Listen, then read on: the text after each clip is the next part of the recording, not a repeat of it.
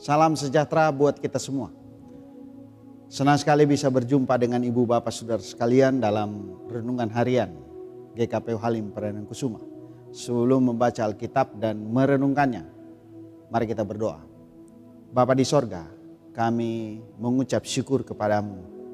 Hari yang baru, semangat baru, dan tentu keselamatan yang Tuhan anugerahkan bagi kami untuk kami hendak mensyukuri itu dalam kehidupan hari lepas hari. Kami hendak memulai hari ini dengan firman-Mu. Kiranya firman-Mu menjadi pedoman dalam kehidupan kami. Kami sedia membaca merenungkan firman-Mu. Ya Roh Kudus, berfirmanlah. Dalam nama Tuhan Yesus Kristus. Amin. Saudara-saudara, pembacaan Alkitab kita hari ini Matius pasal 20 ayat 26 hingga ayat 27. Firman Tuhan berkata, "Tidaklah demikian di antara kamu.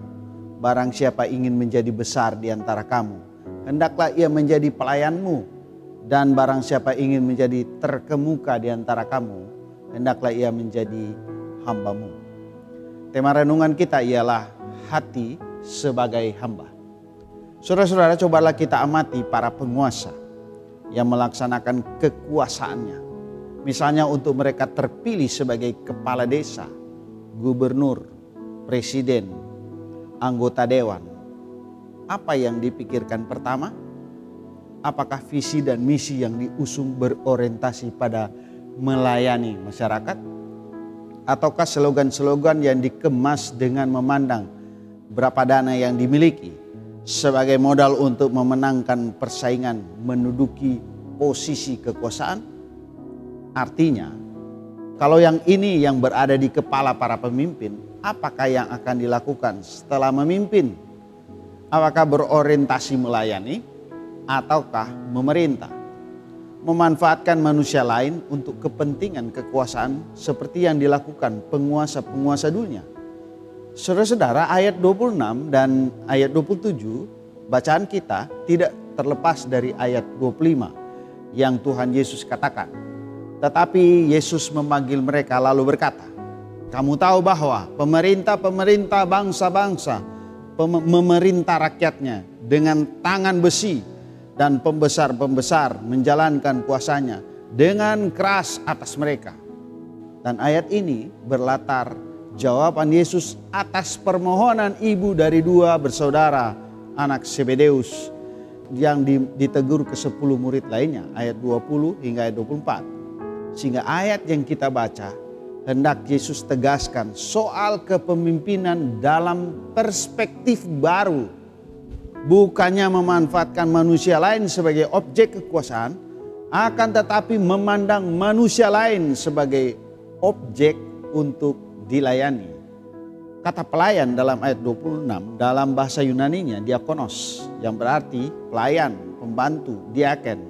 Sedangkan pada ayat 27 kata hambamu, doulos, yang berarti budak, pelayan.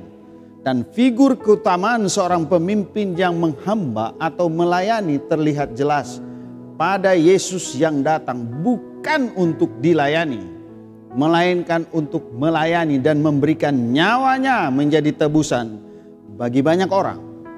Saudara-saudara, minggu-minggu Prapaskah melalui firman Tuhan hari ini mau mengingatkan kita untuk menjadi pengikut Yesus yang berkarakter hati sebagai hamba, melayani, menjadi budak, dan sedia berkorban untuk mereka yang dilayani. Tuhan sudah mengutus kita ke dalam dunia ini untuk memiliki hati sebagai hamba, melayani Tuhan dan sesama dalam rangka memuliakan namanya. PKJ 185, Tuhan mengutus kita.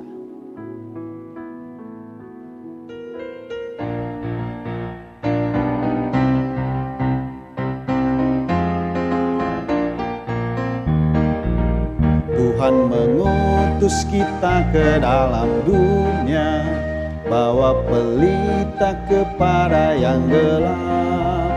Meski dihina serta dilanda duka, harus melayani dengan sepenuh, dengan senang, dengan senang. Marilah kita melayani umatnya dengan dengan senang, berarti kita memuliakan namanya. Mari kita berdoa. Bapa di sorga, syukur, pujian, hormat hanya bagimu, Tuhan Yesus Kristus, yang telah memberi contoh bukan untuk dilayani, melainkan melayani.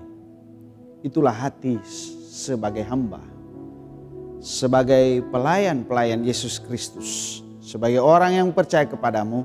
Kami mohon kami dapat memberitakan Injil Yesus Kristus dengan hati sebagai hamba.